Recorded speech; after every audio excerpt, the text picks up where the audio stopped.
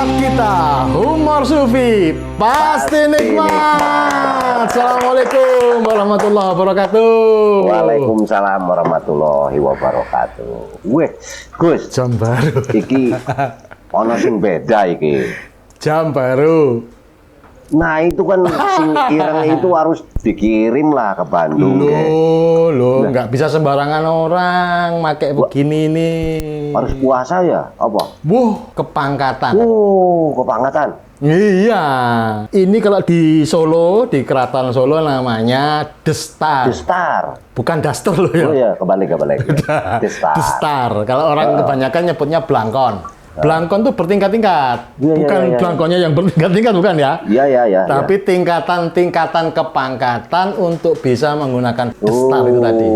Jadi kalau masih khusus. ada segitiganya itu Mas Ngabei, kemudian Raden Ngabei, ya, Penewu gitu-gitu ya. Terus Raden Tumenggung, Bupati Anom, terus Kanjeng Raden Tumenggung, Bupati Spo. Terus masih ada segitiganya tapi sudah dilipat naik ke atas. Itu sudah Bupati Riyo Nginggil, Kanjeng Raden Haryo Tumenggung. Ya. Begitu segitiganya hilang, sudah bukan bupati lagi, sudah Riyo Nginggil. Pejabat tinggi, Kanjeng Raden Haryo. Ke atas, ke pangeran-pangeran itu sudah boleh menggunakan begini. Jadi ya Gus ini udah ada di atas gitu. Bukan aku loh ya yang ngomong ya. Jadi aku nggak bisa pakai itu ya. Bisa. Piro-piro nyogoknya piro? Loh, bukan soal itu. Ini bukan masalah duit, beda. Nggak harus selalu ngomong soal duit, honor, fee, enggak. Cara-caranya? Masih bisa. Contoh, kalau babe nanti besanan, ya, cari besan orang Jawa. Kan biasa pengantin tuh loh, kan pakai baju-baju Jawa itu. Jadi ada ikatan gitu ya, walaupun anaknya. Kalau orang menikah itu kan ibarat kata menjadi raja sehari. Jadi bahkan seorang pengantin itu laki perempuan itu boleh menggunakan baju-baju raja. Di hari itu? Hari itu. Oke. Kalau mau kawin yang kedua ya hari satu lagi. Tiga ya satu lagi. Tapi besanmu jadi banyak nanti. Nah, iya, masalah itu. Kalau saya kebanyakan besan tuh kasihan. Kenapa? Kasihan debt collector nanti nagihnya ke sana ke sini. Soalnya itu peluang pertama bisa menggunakan baju-baju pangeran. Ada peluang kedua, tapi ini agak susah. Ada syarat dan ketentuan. Apa ini? Harus lolos casting film. Sing bener iki. Iya, film itu kalau kamu dapat perannya pangeran ya pakainya begini-begini. Loh, itu kebutuhan untuk estetika berarti. Wardrobe. Tapi setelah itu ya dikembalikan. Wah. Berarti peluang yang paling mungkin buat saya ya wis melu film bae ya. Film. Loh, jelek-jelek gini aku tuh pernah loh main film. Gitu. Film apa? Jadi ulama. Sing bener perang. Wah. Kok ulama perang gimana? Loh, zaman Soekarno pra kemerdekaan, Soekarno pra kemerdekaan atau pasca kemerdekaan ya waktu itu begitu baca ya. Soalnya aku nggak dapet skrip. Cuman suruh pakai baju ulama, ikut perang, ketembak, mati. Loh.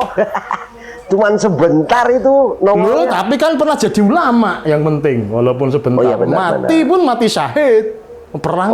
Mati syahid. Saya jadi ingin tahu ilmunya berperan kalau gitu. Harus belajar kan. Alah, acting ini kelihatan banget acting. Situ kan udah sering main film. Aku menemukan jejakmu loh. Jurik Salawe. Jadi jurik. Jadi juriknya nggak kelihatan gimana? Film Jurik Salawe itu jadi apa? Aku nih ada beberapa film juga gue suka lupa judul-judulnya. Jadi pada saat sudah dibayar fee ya wis lah lupa gitu. Jadinya ya apa? Sing penting wis dibayar. Ketahuan nggak pernah dapat peran utama. Banyak loh. Yowis Band 2 ikut ke Malang. Si Yowis Band 2 ini kan ada syuting di Bandungnya. Oh gitu. Loh, saya jadi bapaknya siapa tuh? Anya Geraldine itu. Weh. Ini bapaknya ya. Itu kalau di dunia nyata kan nggak mungkin lah. Enggak, tapi kan kedekatan di dalam pemeranan itu.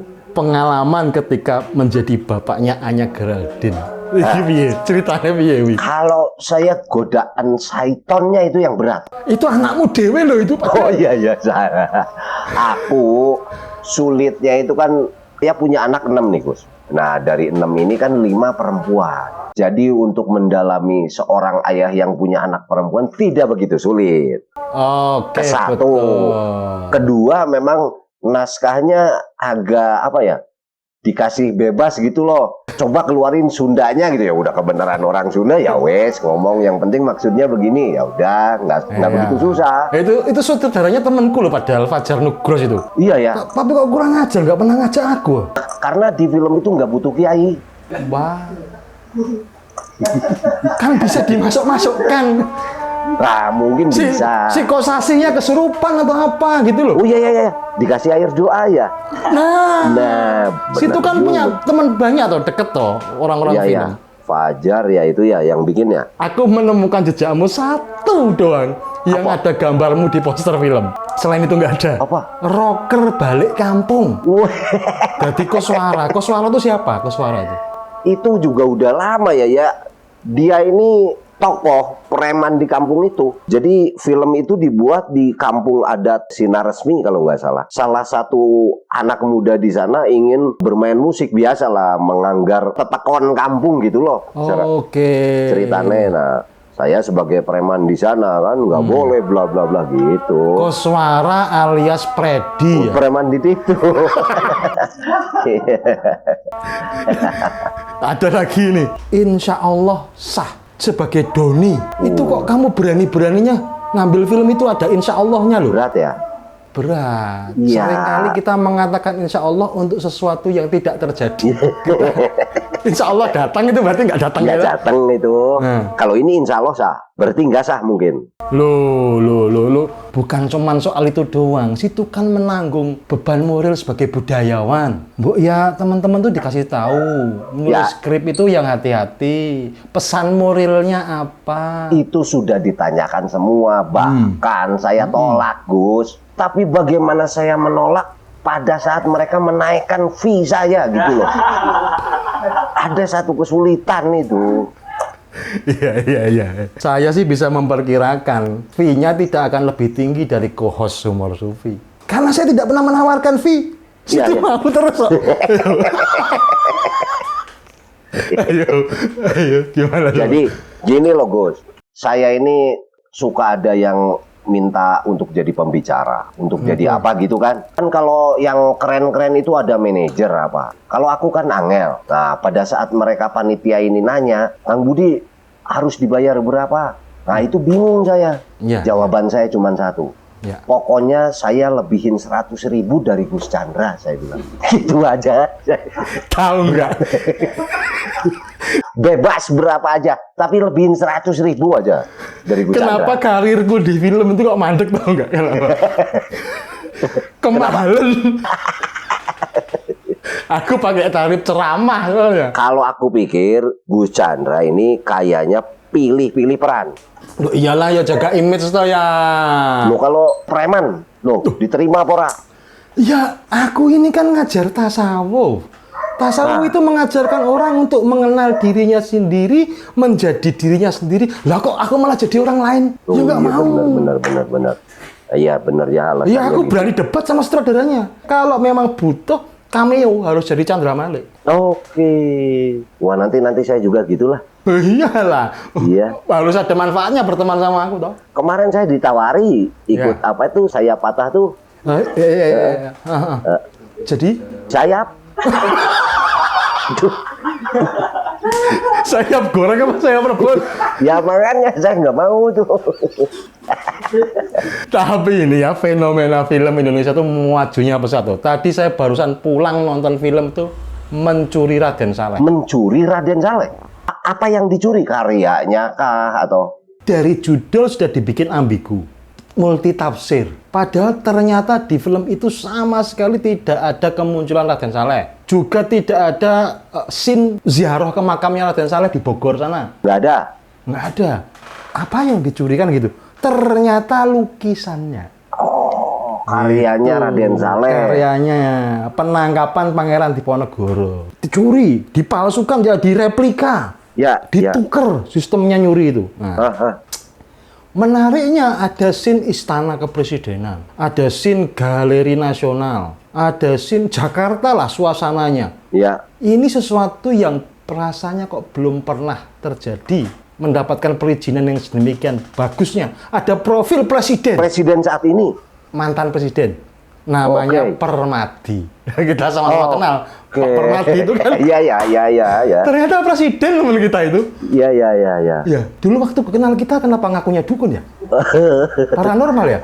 Sudah dukun santai lagi. Oh, itu dia. Ntar, Gus, aku mau tanya ini filmnya sudah rilis apa gimana? Sudah 1 juta penonton. Gila nggak nih? Aku ketinggalan nih. Memang biasa nonton bioskop? Ya jarang. Ketinggalan maksudnya karena nggak diajak? Bukan, ketinggalan beritanya gitu loh. Anak-anak muda mainnya bagus-bagus. Ya memang sudah saatnya yang tua-tua nggak dipakai lagi.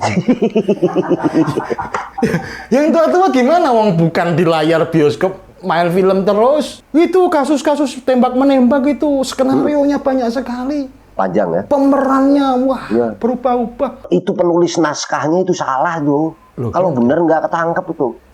Nah, itu dia. Makanya. Itu mainnya juga jelek ketahuan kalau sedang acting. Ya, tidak belajar seni peran. Nah, coba kalau pakai jasa pelatih acting. Ada. Oh, ada. Nah, ada. Acting coach itu ada. Khusus ya, spesial dia. Kenal baik aku. Kenali lah sama aku. Dian Sastro aja pernah belajar. Iya. Cuman setelah itu kayaknya Dian Sastro nyeselnya lama kayaknya. Kenapa? Loh, ya kita tahu sendiri toh. Dian Sastro itu kan pilih-pilih. Bergaulnya itu ya dengan kalangan yang cocok lah gitu ya.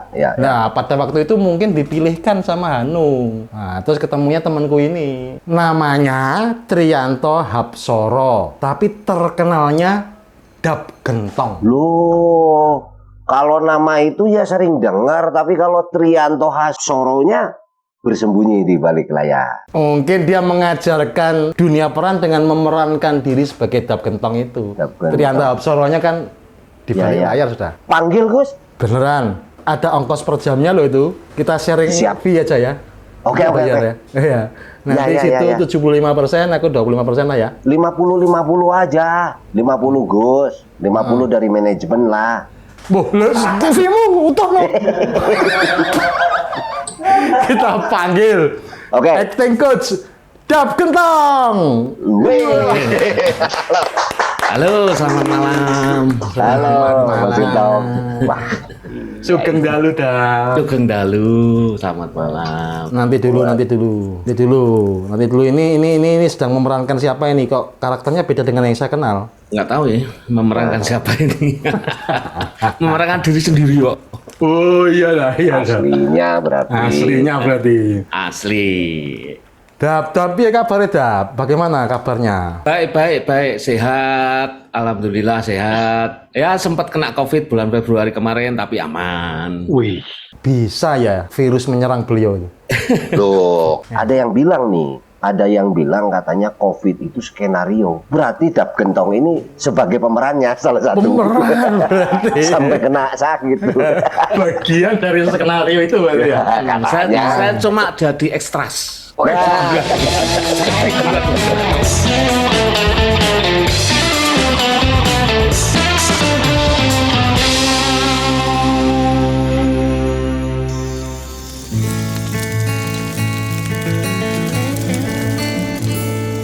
Jarum coklat saat tepat, saat melepas gundah hati. Hanyut dibuai rasa mantap, senang mengenang hati puas. Jarum coklat saat santai larut dalam alam bermain. Suasana seimbang tepat, jadi nikmat jarum coklat. Jarum coklat.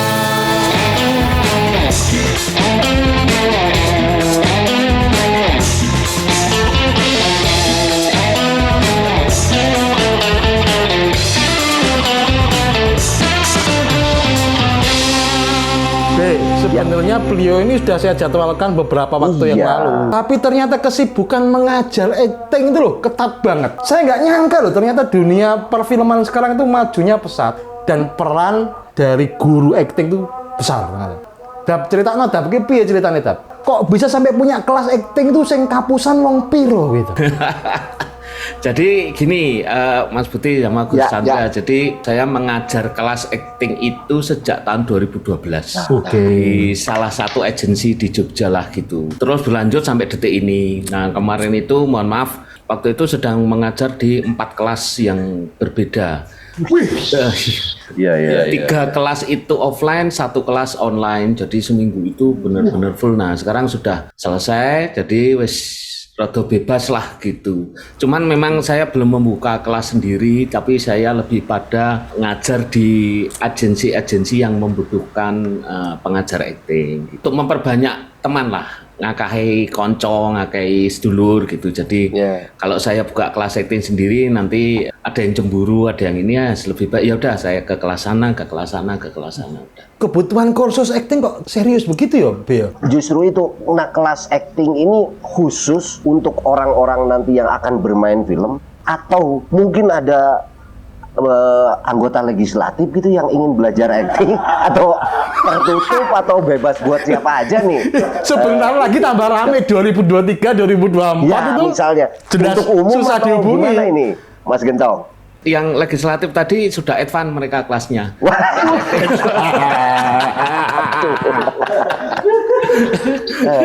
Udah advance itu. Jadi ada beberapa kebutuhan ya. Ada yang satu agensi itu dia sebetulnya agensi modeling, tapi kemudian butuh tambahan materi tentang acting supaya ada diversifikasi pekerjaan ketika mereka menerima modeling juga tapi acting juga, walaupun mungkin acting persentasenya nggak banyak gitu loh Mas. Jadi persentasenya nggak banyak, hanya mungkin 8 kali pertemuan, tapi ada yang full sampai 24 kali pertemuan gitu. Itu acting semua gitu. Outputnya targetnya memang untuk bermain di film atau FTV atau semacamnya begitu. Atau ikut partai, berarti situ ikut menanggung kesalahan dunia politik Indonesia. Aku loh. Itu sudah kayak kursus musik gitu ya, dari anak-anak sudah ada? Khusus anak-anak ada, cuma saya nggak ngajar anak-anak. Dulu pernah ngajar anak-anak, cuma ngajar anak-anak itu tidak mudah ternyata karena butuh metode khusus. Karena nggak bisa kita ngajar anak-anak kayak mengkonvert dari hal-hal yang sifatnya serius menjadi game, jadi permainan, dan itu nggak mudah juga gitu. Kalau ngelatih dewasa ini untuk ya ini sebenarnya aku mau nolong temanku untuk dari pemeran yang ekstras nggak kepake figuran supaya dapat peran utama gitu loh. Temanku yang di Rengkong itu udah berapa film tuh nggak pernah dapat peran utama. Nah itu ada satu hal yang nggak bisa dilatihkan. Apa itu? Itu yang paling nasib.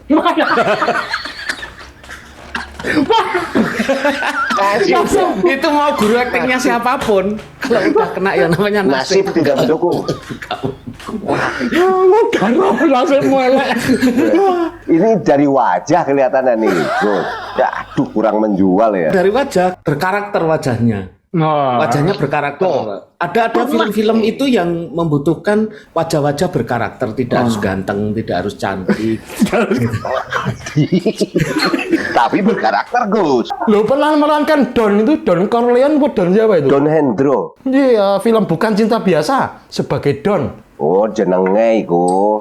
Namanya aja Don. Kok kayaknya film-film nggak ada yang berkesan tuh saking nggak ada skripnya tuh.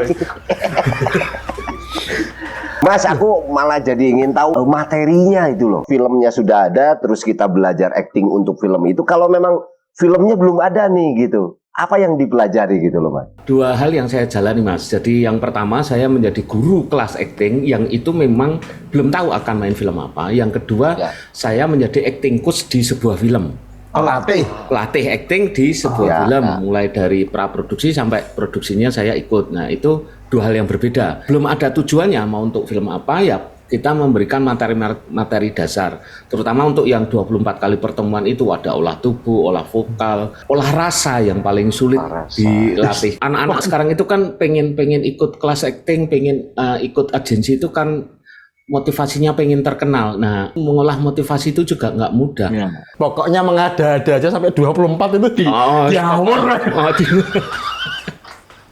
Tapi itu dibikin serius nggak silabusnya? Kalau silabusnya serius, cuman cara saya membawakan yang tidak serius.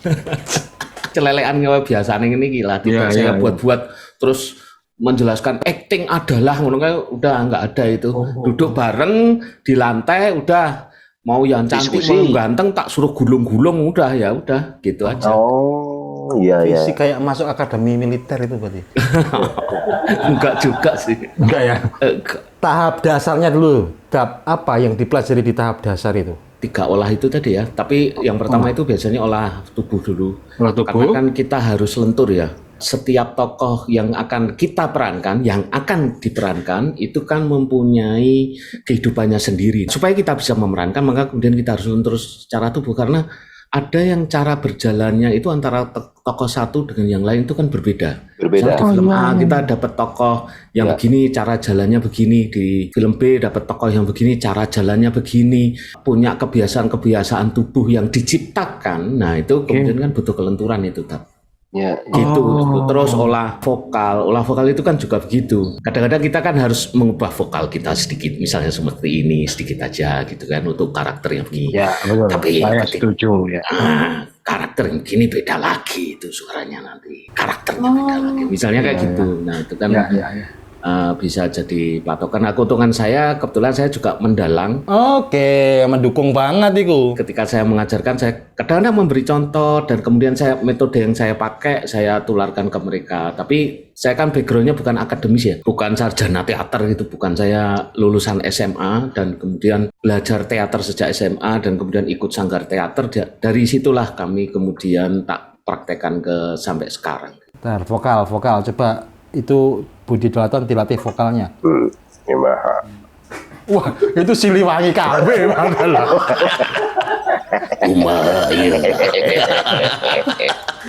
Ini parah ini.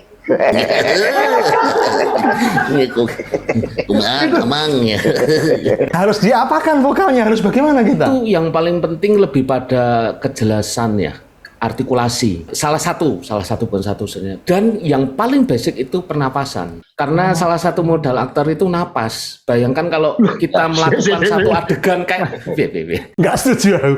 Bukan modal aktor, modal semua orang. iya, maksudnya ini. Nggak ada napasnya kamu dikiceng kamu. Tapi nek direktur, kalau direktur kan walaupun napasnya mengkis-mengkis, asal masih bisa tanda tangan kan nggak apa-apa gitu. Oh iya.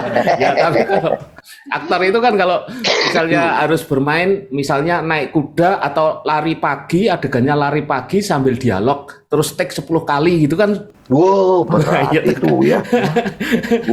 Ya kan, misalnya gitu. Mengucapkan kalimat yang sama ya. Mengucapkan kalimat yang sama. Itu hal teknis sebetulnya yang dipelajari di awal. Tapi memang pencapaian film berbeda dengan panggung atau teater semacam itu. Film sudah sangat terbantu dengan sound, dengan clip on. Jadi masalah kelantangan suara atau volume itu bukan menjadi hal yang diwajibkan gitu. Tapi ketika memang pengen mengeksplor masalah stage, kadang-kadang di tugas kelas acting yang pernah saya ajar itu tahun 2013-2014 saya bereksperimen, mereka ada tugas akhir tapi stage di panggung gitu.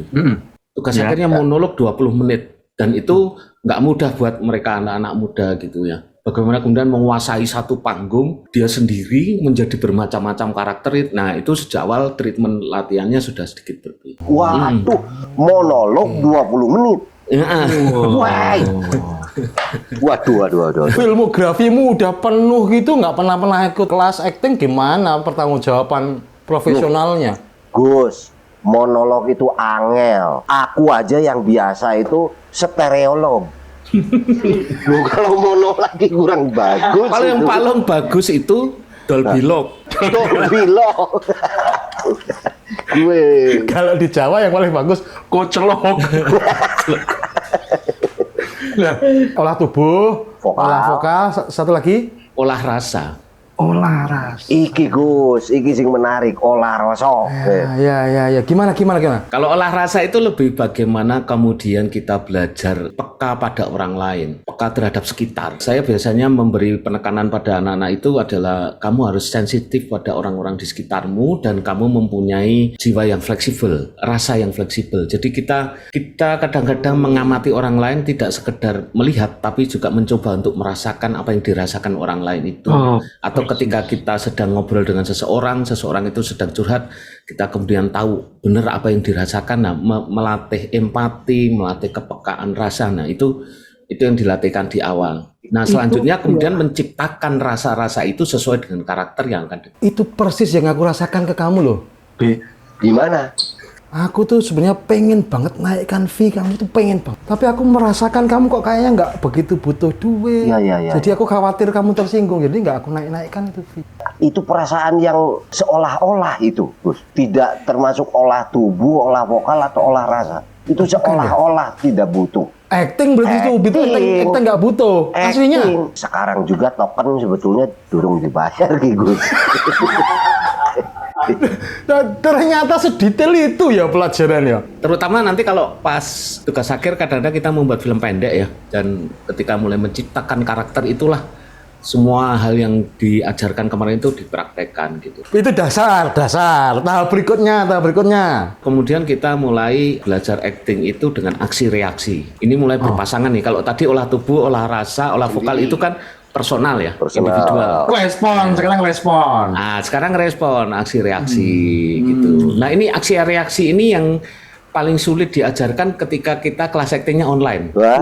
Pakai Zoom, waduh, itu susahnya minta ampun. Betul. Saya sudah membuat, kalau ini saya yang kelas acting online saya buat sendiri itu 8 angkatan gitu ya. Ada yang bisa netes, maksudnya bisa akhirnya lanjut, ada yang tidak gitu. Tapi memang metodenya agak sulit kalau online itu. Tapi waktu itu karena pandemi ya, dan kayaknya mereka juga butuh ya udah kita lanjut. Nah, aksi reaksi itu menjadi next step-nya, mulai dari aksi reaksi hanya memandang, aksi reaksi dialog dengan spontan, aksi reaksi tubuh. Nek dicubit ke reaksi ini harus gimana ya, misalnya seperti itu.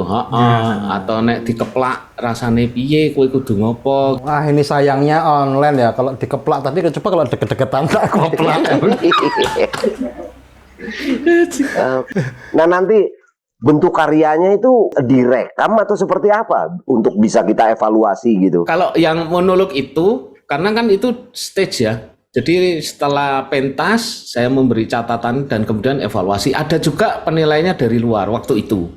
Nah, cuma yang sekarang yang tugas akhirnya banyak ke film pendek. Film-film pendek 10 menit, 15 menit gitu-gitu. Jadi kita bekerja sama dengan salah satu PH di Jogja yang PH-nya itu membuka magang untuk filmmaker gitu.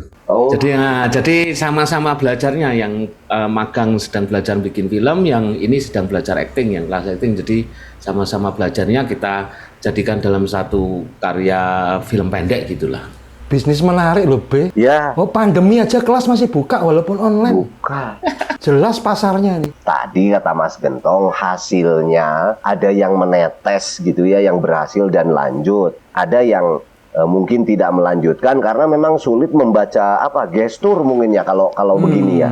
Hasil reaksi itu kan sulit ya, karena itu kan masalah chemistry, rasa itu kadang baru awal gitu. Anak-anak yang baru belajar itu kan rasa itu baru bisa dirasakan ketika berhadapan gitu loh. Iya. Langsung gitu. Tapi aku kalau ketemu Budi Daton langsung malah rusak. Mending Zoom ini. Iya. Ketemu aku langsung ya rusak. Kayak rakelingan biyen bae. Itu acting dulu itu. Acting. Mas Gentong, kata para aktor gitu ya, itu ada satu kesulitan di dalam acting, yang paling sulit tuh menangis katanya. Itu gimana ngebangun suasana sehingga orang itu bisa menangis gitu loh. Kesulitannya apa? Ya kalau saya kan segala udah ada, ngapain nangis? Nggak ada contoh-contoh kesengsaraan gitu kalau saya. Oke. Susah Ben saya. batalkan Ben tuh kenaikan fee Ben. Kok. Gimana itu triknya loh? Pengen tahu nih. Bawang. Ya itu saya pernah menjumpai itu yang dikatakan Gus Chandra tadi dulu tahun 90-an, tapi waktu saya bermain untuk sebuah mini seri sinetron gitu ya. Ada satu aktor cewek gitu yang ketika mau adegan nangis, slide-nya sudah in, klepernya udah in gitu, tiba-tiba dia ngeluarin bawang merah itu tuh. Ceret gitu. Wah, ada yang gitu tuh zaman dulu. Gitu, begitu action. Udah cocok.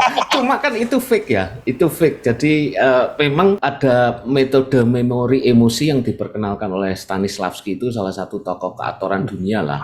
Gitu yang menggunakan memori emosi dari kita sebagai aktor gitu. Terus ada juga kalau yang sudah advance itu yang memang benar-benar kalau bahasa Jawanya tokoh itu sudah manjing ya. Mancing ajar-ajar. Tokoh itu sudah masuk ke dalam diri kita. Nah, salah satu yang saya pegang itu kan kalau kamu pengen menjadi aktor yang bagus itu, aktor itu harus menjadi si karakter, bukan hanya sebagai karakter. Menjadi. Is not just as gitu ya. Jadi saya adalah karakter itu, bukan saya menjadi menjadi atau sebagai karakter itu, bukan. Beda itu ya maknanya ya. Prosesnya beda dan ya setiap karakter mempunyai prosesnya sendiri-sendiri. Maka ketika ada trik menangis, bagaimana cara menangis itu tidak bisa diajarkan dengan rumus, karena ya tergantung menangisnya karena apa, karakternya seperti apa, circumstancesnya seperti apa, lingkungannya, kemudian basic karakternya, background story-nya karakter itu seperti apa, itu kan rumit. Nah itu yang di bagian-bagian akhir yang kita ajarkan 3 dimensi karakter, background sosiologis, psikologis. Nah mereka menulis itu semua, menciptakan berdasarkan analisis skenario. Kok repot? Wah repot. Nggak usah main film aja, Be. Ya, apalagi yang nangis-nangis gitu. Nggak usah. Ada dulu saya juga mengenal beberapa yang kalau menangis itu mau berapa kali take itu sama kadar nangisnya, mau berapa shot itu sama. Ya ada juga yang bisa, coba kamu menangis tapi yang menetes di mata kanan aja ya, itu yang menetes pertama, itu bisa. Itu gimana caranya? Nah itu kalau itu saya nggak tahu caranya. Patah hati berapa kali? Nah itu memori emosinya yang kuat.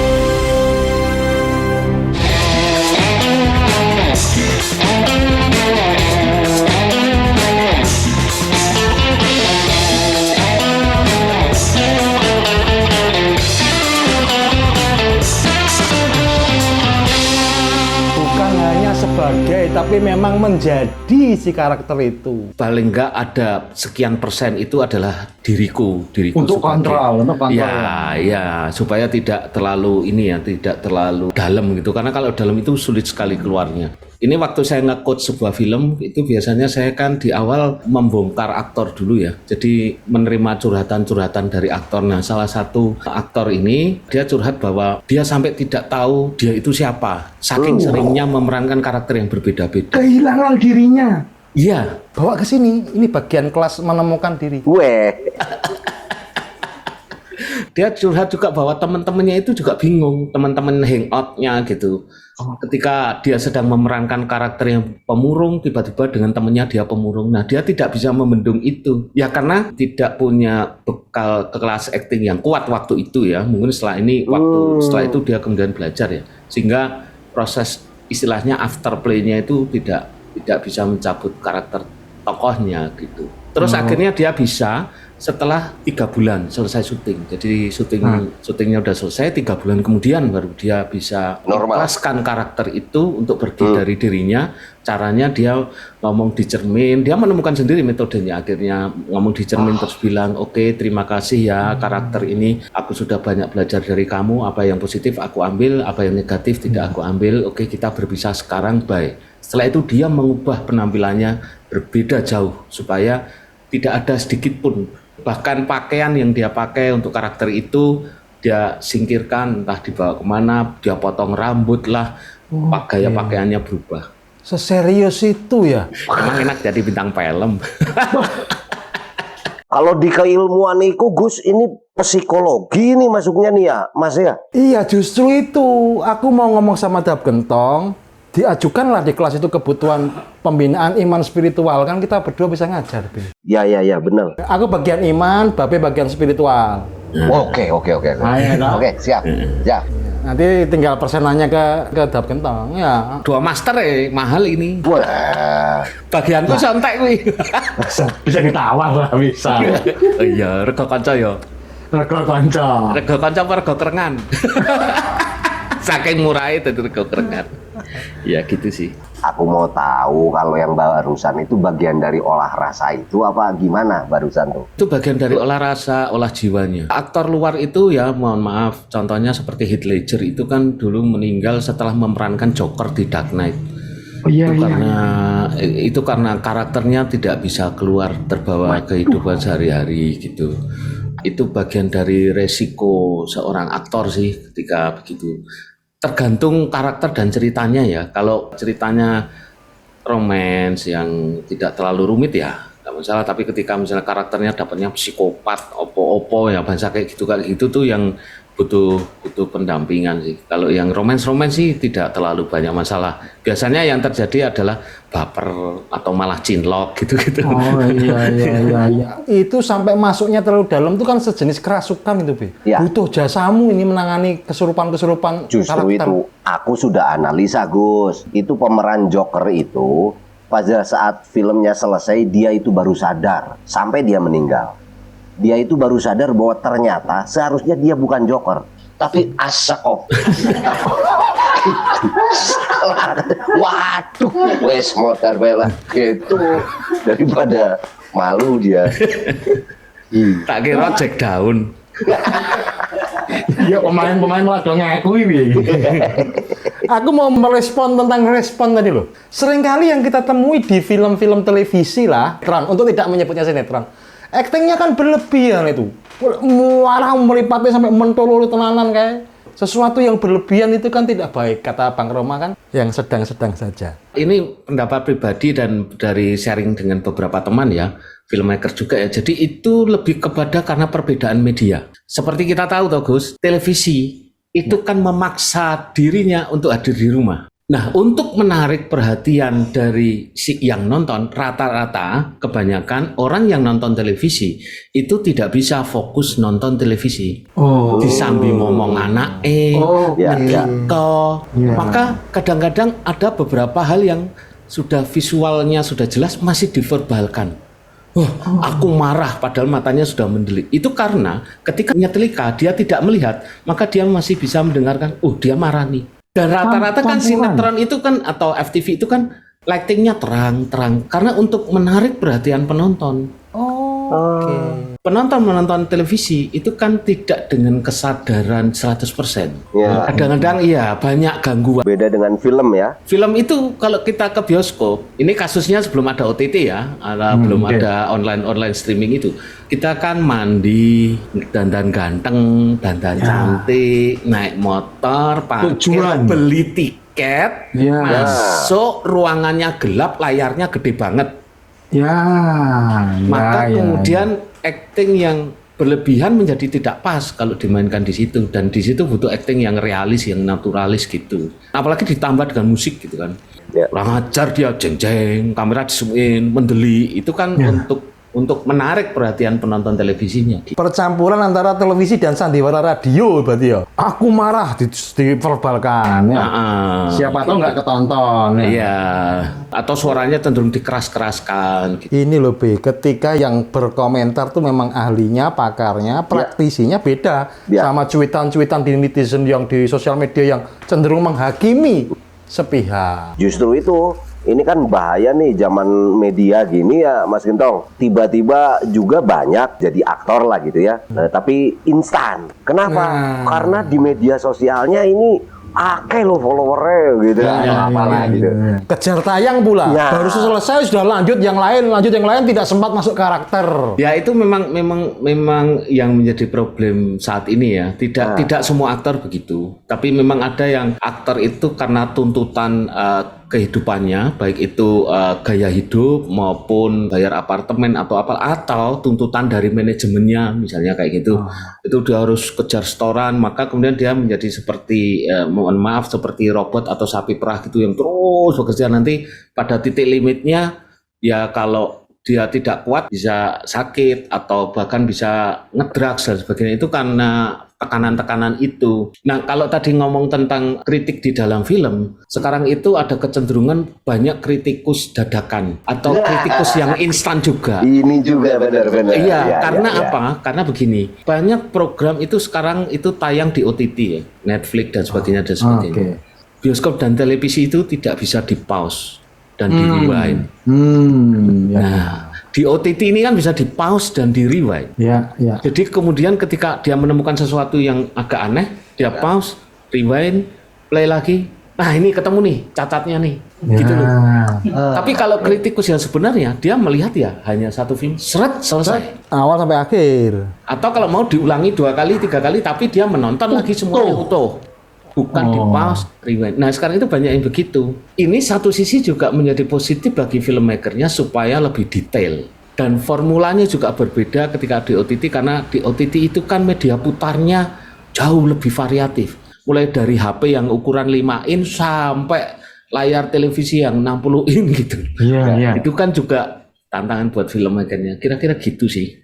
Apalagi kritikusnya memang sengaja bertujuan mencari cacat, salah dan lain sebagainya ya. Tidak semua kritikus begitu ya, hanya yang beberapa lah saya lihat tidak terlalu banyak. Ada yang objektif, benar-benar objektif, menilai itu banyak. Olah tubuh, olah vokal, olah rasa, respon. Next, apa? Kita biasanya langsung kita masukkan ke ada satu skenario atau satu skrip yang kemudian kita olah bersama. Reading itu di situ. Semacam reading, tapi kemudian readingnya itu bukan sekedar reading ya. Kadang-kadang kalau di film ya, duduk kemudian membaca, kemudian berakting. Kalau metode yang saya lakukan di beberapa film itu saya sudah menggunakan blocking. Karena kan beda ya antara duduk, membaca, kemudian berakting sambil berjalan, melakukan kegiatan itu kan berbeda. Itu kenapa kok malah blocking?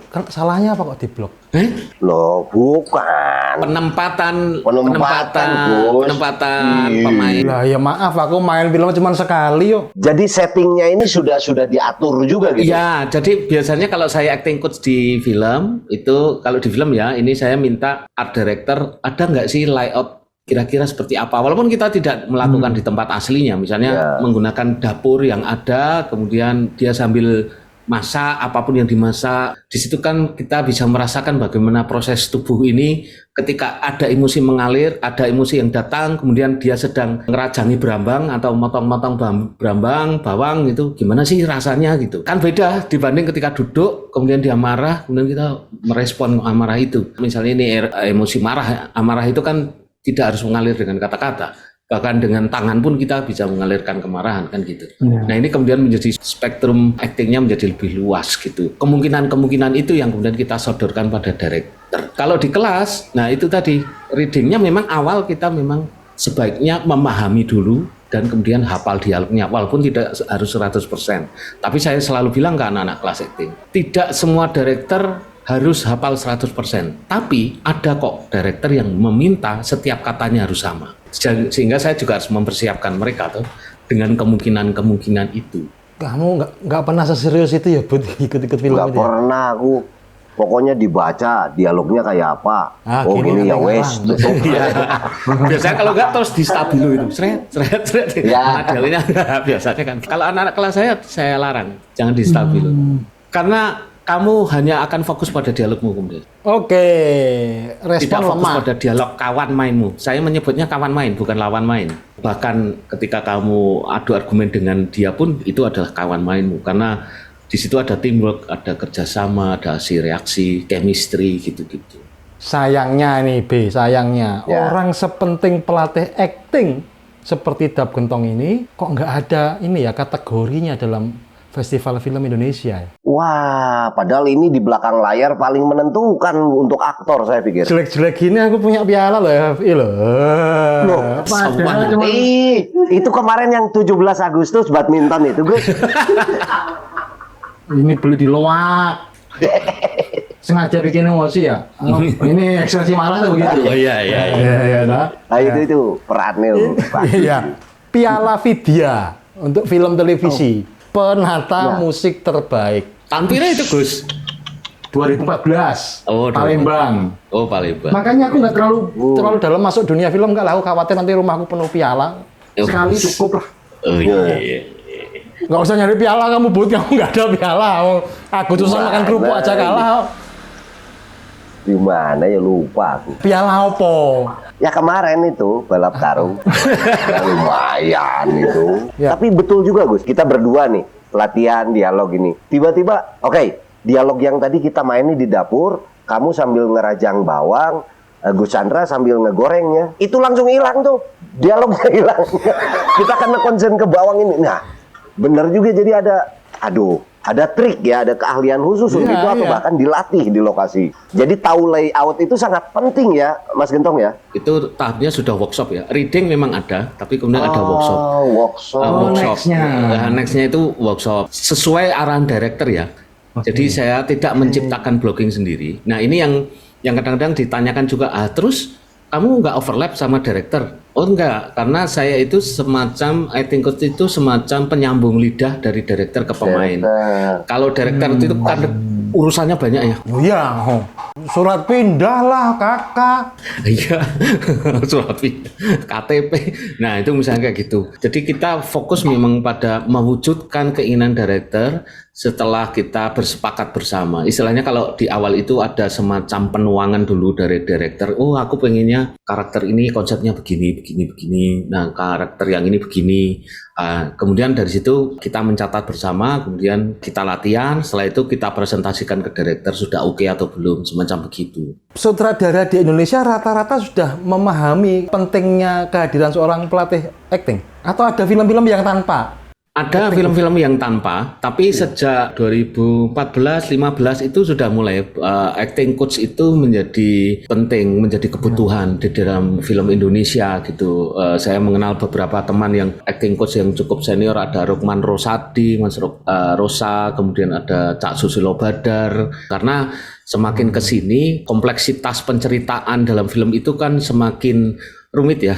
Mulai dari gaya visual sehingga director itu pikirannya makin banyak yang harus diurusin gitu, belum lagi perasaannya gitu kan, sehingga kita yang mencoba menjadi penyambung lidah ke para aktor dan kemudian kita sampaikan ke director, kira-kira gitu. Ini aku justru menemukan persoalan baru, B.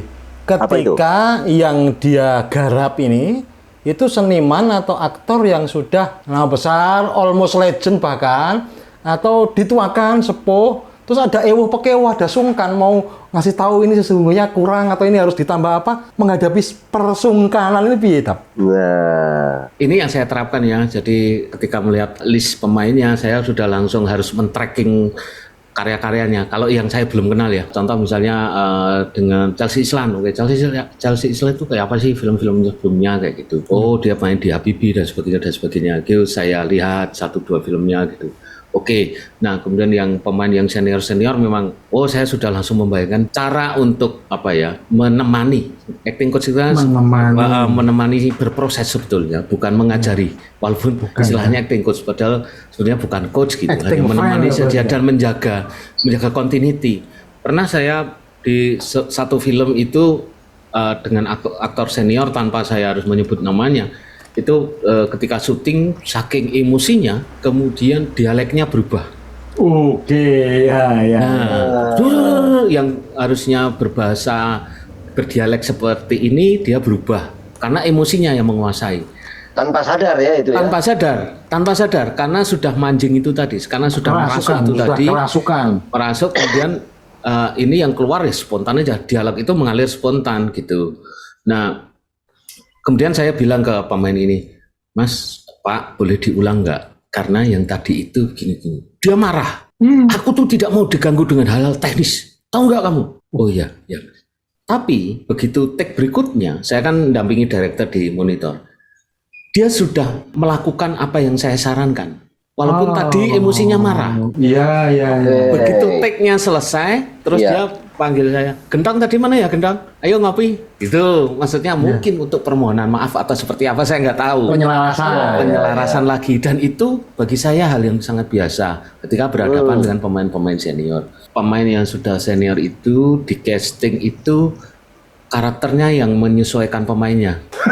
Iya. Udah. Ya, kalau namanya kalau misalnya karakternya si aktor ini begini, maka kemudian ada karakter tokoh dari sebuah film yang begini dan ini match, ya udah, yang main dia. Kalau nggak match, ini agak sulit untuk diolah lagi. Kecuali ada beberapa aktor senior semacam Bu Christine Hakim yang masih bisa lumayan fleksibel gitu. Ya, tapi saya belum pernah nge-coach Bu Christine gitu. Saya pernah sih minder gitu pertama kali acting coach itu kan di film Ayat-Ayat Cinta 2 ya. Saya ketemu aktor-aktor hebat itu pertama kali minder, tapi ternyata mereka pribadi yang menyenangkan gitu. Kalau ada seandainya film kemudian bintang utamanya Budi Dalton, piye ya pendekatannya? Aku? Wah, apik ya. Dap Gentong kan udah bisa membaca nih karakternya. Pendekatannya gimana? Kalau dia cuma saya ajak ngopi aja. Selesai ya? Selesai, nanti jadi karakternya. Ada yang begitu soalnya. Ada yang prosesnya tuh tidak harus dengan acting ini. Ayo kamu harus enggak gitu. Iya. Kita ngobrol aja, ngopi, mengenal satu dengan yang lainnya, kemudian muncul trust di situ. Nah, ketika sudah muncul saling percaya satu dengan yang lain, membuka diri, udah itu pasti akan lebih enak masuknya gitu. Diajak ngopi aja kalau Kang Budi itu. Ya semurah itu kamu. Ditunggu loh. Monggo ke Jogja.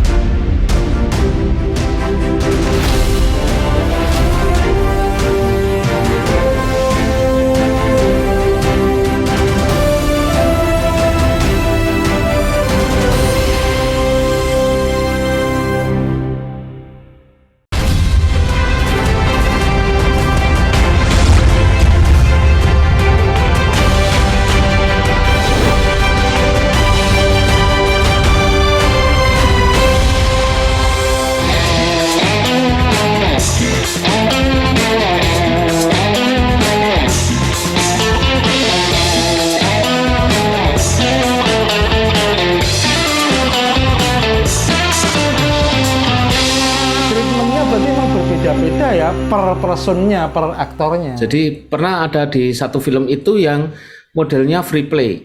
Itu ada metode beda lagi. Jadi mereka harus sudah hafal skripnya, kemudian memainkan seluruh skrip itu di satu rumah. Dan kalau dialognya keluar dari skrip itu, improvisasi, kemudian harus ada pemain yang harus mampu untuk membelokkan kembali lagi. Mengembalikannya? Iya. Dan free play itu dilakukan 3 jam. Jadi benar-benar dari scene satu, mau adegan di jalan, mau apa, lakukan di dalam rumah ini. Dan itu bisa. Ada yang tiba-tiba karena dikuasai oleh karakternya, tiba-tiba tokoh ini masuk, kemudian marah-marah. Wah, pokoknya misong-misong Gus. Wah. Ini semua kaget, bingung. Kenapa ini marah-marah? Aku harus apa ini? Apa yang harus aku lakukan? Dalam hatinya kan mereka begitu, karena tidak ada di skrip. Tapi kemudian mereka mulai menumbuhkan aksi reaksi yang organik itu tadi. Ketika kita menggunakan metode free play itu ada yang begitu juga. Tapi tidak bisa untuk semua film ya. Karena kalau misalnya saya di film Lampor judulnya itu kan horor ada fightingnya, itu nggak mungkin kalau free play begitu. Tapi biasanya yang drama-drama gitu. Nah, ini ada yang aku catat satu nih. Tadi ketika terjadi insiden dalam free play tadi, si pemain bertanya, aku harus bagaimana? Aku harus apa? Aku sekarang mau nanya sama pelatih acting nih, ada berapa aku di dalam diri seorang aktor? Ada 3. Aku sebagai diriku personal Gentong. Oke. Aku sebagai aktor. Oke. Aku sebagai peran. Gitu, Gus. Oh, iya. Nah, kita harus mampu menempatkan tiga aku ini harus kita letakkan di mana. Pada saat kita aku menjadi diriku ya udah gini aja. Tapi begitu aku menjadi aktor, maka yang ada dalam diriku adalah tubuhku harus siap dibentuk, di crafting misalnya, dipahat. Jiwaku harus siap, vokalku harus siap, dan kemudian siap dengan aksi reaksi, siap dengan metodologi. Kesadaran baru ya, acting ya. Ya. Nah, begitu aku menjadi peran di depan kamera atau di atas panggung, maka seluruh metode itu harus ditinggalkan. Karena menurut saya, acting yang terbaik itu jangan berakting. Nah, betul itu. Ini nih. Betul. Isinya Tinggi nih. acting terbaik yaitu jangan berakting. Karena kata dasar dari act itu kan melakukan ya. Ya sudah lakukan. Jadi kita harus membuat apa yang terjadi di dalam kamera itu adalah peristiwa yang pertama kali terjadi. Kita terlibat dalam sebuah peristiwa nih sebagai peran. Ya sudah, itu adalah pertama kali terjadi. Walaupun kita sudah melatihkannya sebelumnya 10-an kali, bahkan mungkin ratusan kali atau gimana. Tapi itu harus kita tinggalkan yang ratusan atau puluhan. Begitu depan kamera ya sudah, ini kejadian pertama kali dalam hidup karakter ini. Wah, itu persis piwulangan tasawuf yang ngono-ngono gue ya. Karena kan juga kan iya. gini, peran itu juga harus seperti orang bodoh, sama seperti manusia, atau kita tidak tahu peristiwa 5 menit setelah ini apa. Nah, kadang-kadang di beberapa film itu yang masih saya lihat itu ada yang dia berakting berperan bagus, tapi kemudian sudah tahu apa yang akan terjadi, padahal seharusnya belum. Beda responnya ya, spontan dan respon itu beda. Bahkan hanya telat sekian detik aja. Misalnya dia aku kok keplak terus ya, tapi paling enak keplak sebenarnya plak, kemudian dia atau dia kan beda. Ya, responnya itu loh. Nah, manusiawinya itu loh. Kemanusiawian inilah yang kemudian harus muncul ketika aku menjadi peran gitu. Ada 3 aku, B. Aku sebagai aku, Chandra Malik. Aku sebagai aktor. Dan aku sebagai peran. Perannya contohnya host Humor Sufi. Ya. Nah, gitu kan. Tapi yang dapat fee ya yang host. Ya. Tetap host. Saya kerja actingnya tadi enggak, Chandra Maliknya ya enggak. Makanya duitnya hilang terus sih. Entek ya tinggal sih, entek terus. Iya. Enggak, kalau saya justru melihat bukan aktornya Gus ya atau direkturnya tadi, justru khusus Mas Gentong ini, kalau buat saya seorang acting coach ini sudah melebihi dari ilmu tasawuf itu tadi, Gus. Sudah manjing. Iya. Jangan melebihi lah, wih mata pencarian kue.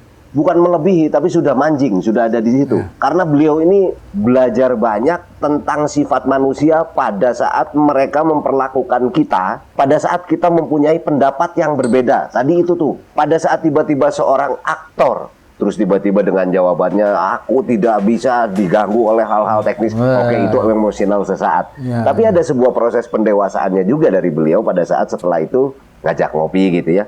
Tapi pada saat kondisi itu, Mas Gentong tiba-tiba, saya ini acting coach, wah itu kan bahaya gitu. Nah, jadi menguasai diri itu loh, Gus. Itu yang di tasawufnya tuh itunya tuh yang saya maksud. Betul. Menghadapi ketegangan dengan tenang ya. Ya, pada saat berbeda pendapat gitu. Waduh, ini yang singangelnya itu saya pikir. Iya, memang makomnya tinggi pelatih. Makanya kan kadang setiap saya selesai terlibat dalam sebuah produksi film yang besar, itu kan pressure-nya tinggi memang.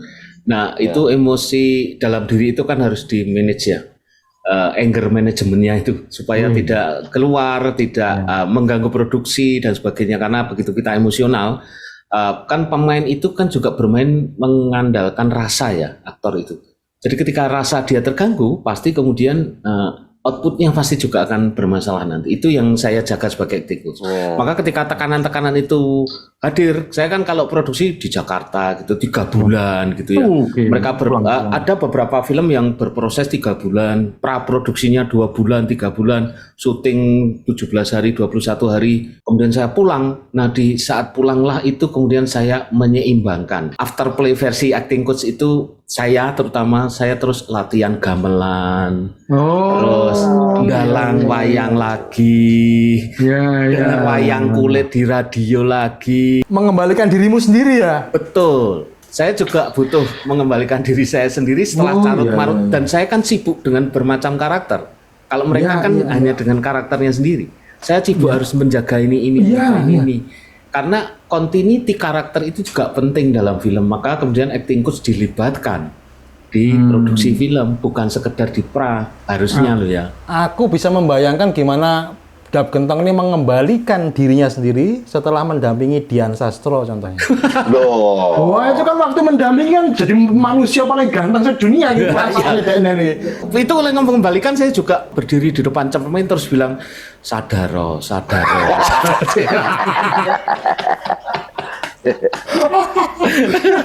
Gitu. Kalau sama artis-artis seksi misalnya, itu bahaya Gus. Oh kenapa? Suasananya tegang terus. Harus bisa menghadapi ketegangan dengan ketenangan. Itu after play-nya diselentii. Ayo, wes, cukup. Aduh. Di balik kesuksesan aktor aktris pelatih yang menentukan. Saya masih fokus tadi loh. Penghargaannya dalam bentuk apa ya, Be? Kan yang dinilai film ketika sudah jadinya. Iya. Enggak, Ayo, sebagai budayawan. Mudah-mudahan nih Gus. Ini kan ada rekaman yang bisa ditonton dari Humor Sufi ini. Ya. Kalau tadi saya berkali-kali ini satu profesi yang menurut saya di balik layar ini sangat penting. Jadi ada reward lah apapun ya gitu. Untuk khusus acting coach, karena saya juga baru tahu pada saat menggali seperti ini, diceritakan barusan gitu. Keluh kesahnya seperti apa, tiba-tiba berubah karakter, berubah peran, harus menjadi 3 peran tadi. Waduh, ini lebih berat dibanding pemainnya kalau saya pikir. Belum lagi tekanan dari director, belum dari pemain, dari rumah mungkin. Kapan balik? Wah, wis. Beda lagi tuh. Nah itu pengalamanmu Dap, ketika sudah bertahun-tahun menjadi acting coach itu kamu merasa menemukan dirimu sendiri atau menjadi orang lain? Saya justru banyak belajar dari para aktor ini dan banyak belajar dari para director. Saya kemudian menemukan, saya kan juga mendirect walaupun tidak banyak gitu, filmnya kan lebih ke film pendek sejarah gitu-gitu. Saya juga banyak belajar dari mereka sehingga kepala saya menjadi penuh kadang-kadang. Wow ini, dan kan setiap PH, setiap director itu atau setiap produksi kan mempunyai habitnya sendiri-sendiri ya, mempunyai dinamikanya sendiri-sendiri yang berbeda. Nah disitulah kemudian saya menemukan bahwa aku kudu iso nyetel rasaku. Itu yang saya temukan, dalam arti begini, saya sadar betul ketika saya terlibat di film A, kemungkinan pressure-nya akan tinggi, maka kemudian aku harus nyetel rasa saya segini dulu. Apalagi misalnya di sebuah film dengan tingkat kompleksitas yang tinggi, dengan misalnya seperti film horor Lampor kemarin tahun 2019 itu syutingnya dari sore sampai pagi, dari sore sampai pagi terus begitu karena adegannya banyak malam. Saya harus merubah jam tidur saya. Kadang-kadang saya gini Gus, di lokasi itu ketika para aktor ini hahaha di ruang tunggu artis gitulah ya. Iya. Saya itu hanya duduk termenung di satu pojokan, kemudian tarik napas, keluarkan, tarik napas. Aku di sini saat ini sedang menjadi acting coach.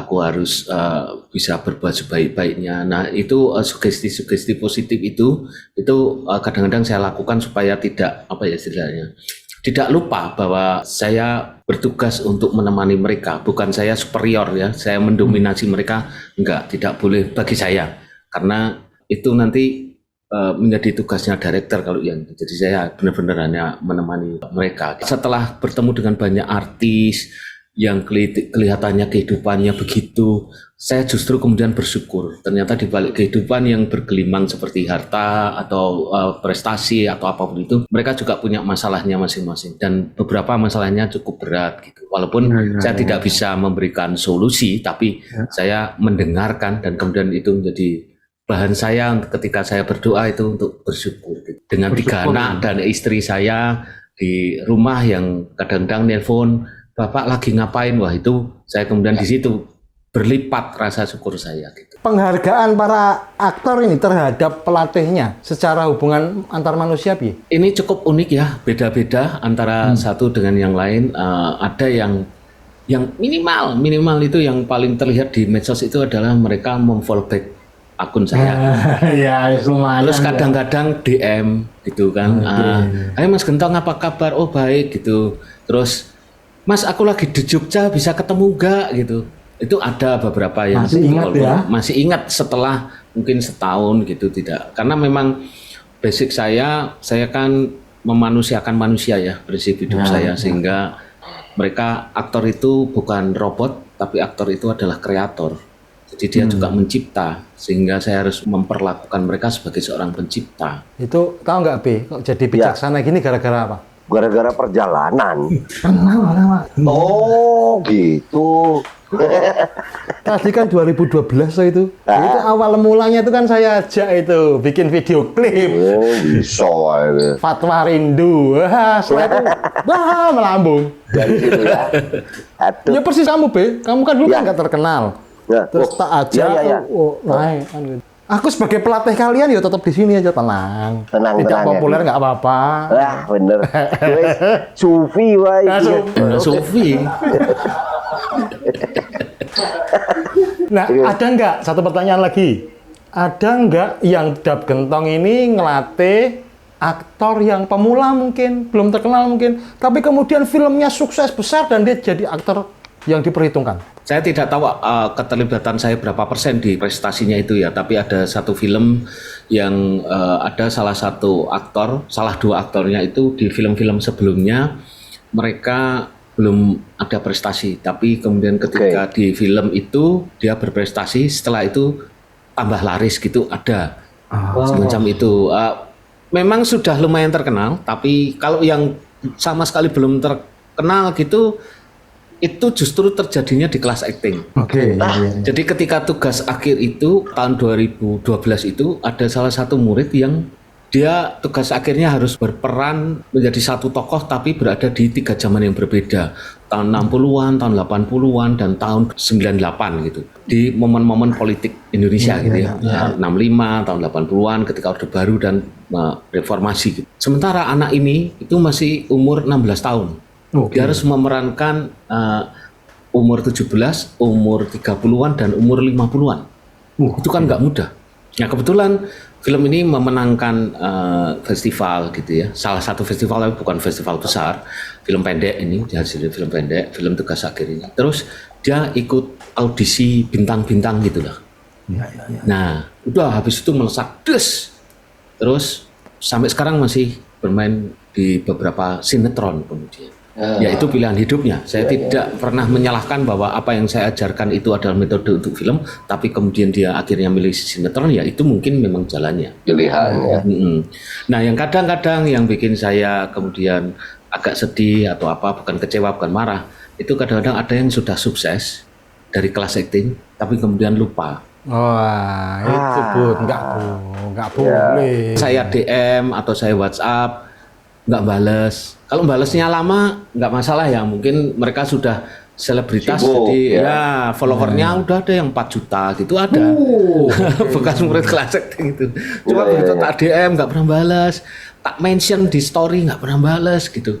Ya, karena saya tahu benar awalnya sama sekali dia nggak bisa acting. Tapi ada yang masih menyapa, bahkan ayo Pak Gentong kapan collab gitu-gitu, kolaborasi di channel YouTube. Saya kan juga ada channel YouTube ya yang bahas tentang acting dan filmmaking gitu kan. Jadi itu yang kemudian satu sisi saya bersyukur mereka sukses, tapi kadang-kadang juga sedih ketika ada yang lupa dengan akarnya. Nah itu yang saya selalu pesan ke anak-anak kelas acting itu, Gus. Ya jangan lupa. Nanti kamu kalau udah sukses jangan lupa sama aku, Bu.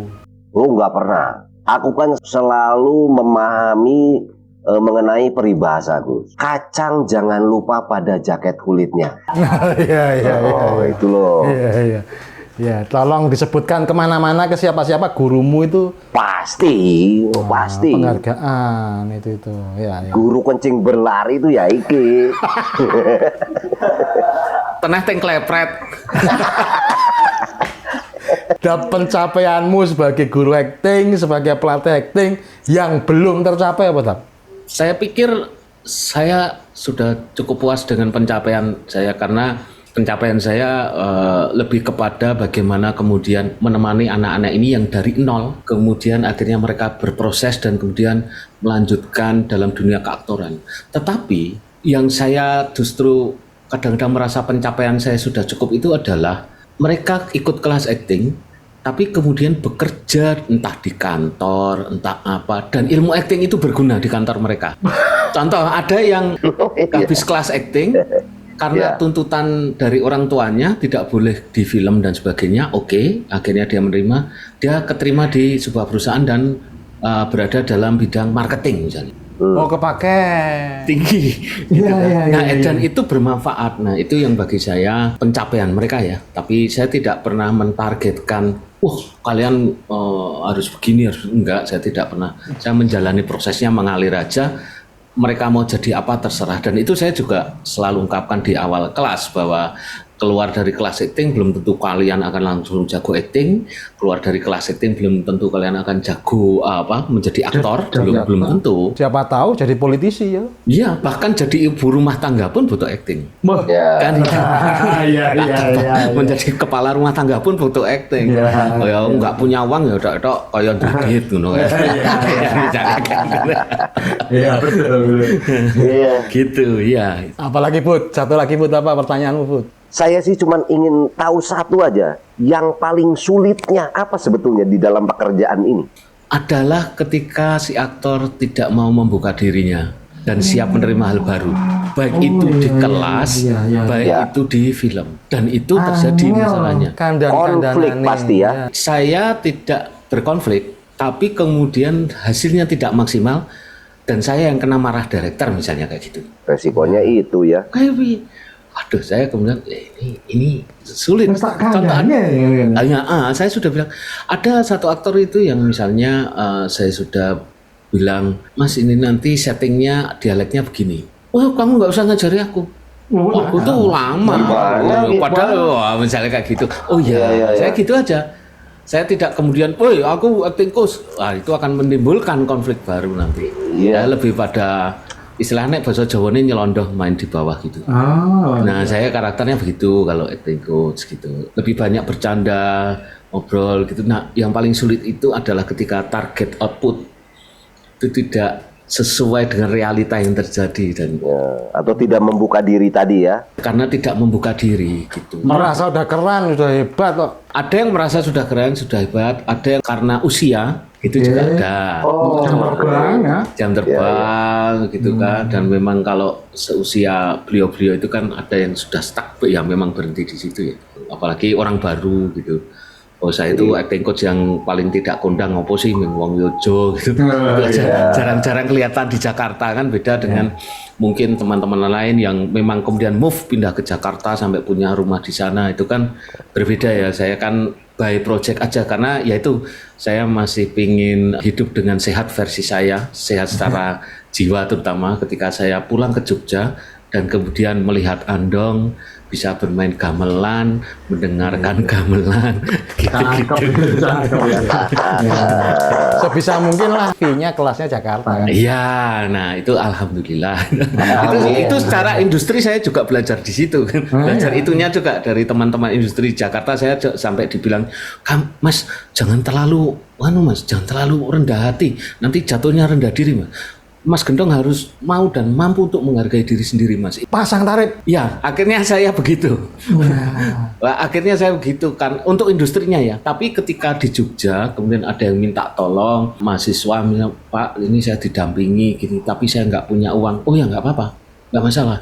ketika proyeknya seperti apa nih, karyanya Pro seperti bono apa. berarti ya? Ya pro bono itu juga kadang-kadang mesti saya lakukan dengan konteks produksi tertentu ya. Kalau Ya. sudah film komersial, film bioskop ya itu lain soal kemudian. Iya, iya. Itu apalagi dengan PH besar. Iya, iya. Pertanyaan terakhir, kuy nanti tarif ngajarnya naik nggak nih ya? Setelah movie tayang ini. Enggak lah, sama aja. Iya, saya titip saudara saya saat itu dilatih walaupun Iya, online iya, iya. karena Ya, karir betul, filmnya berarti. kan ya masih berkembang. Jam terbang oh ya belum lah, masih sedang. Keaktoran ya masih rendah lah ya. Saya dibantu lah. Terima kasih Daud Gentong. Sehat selalu dan Terima terus kasih, berkarya Daud untuk Gentong. film Indonesia. Nggih, matur nuwun. Assalamualaikum warahmatullahi wabarakatuh. Sobat kita, humor Zuki pasti nikmat. Terima kasih Mas. Nggih, sama-sama.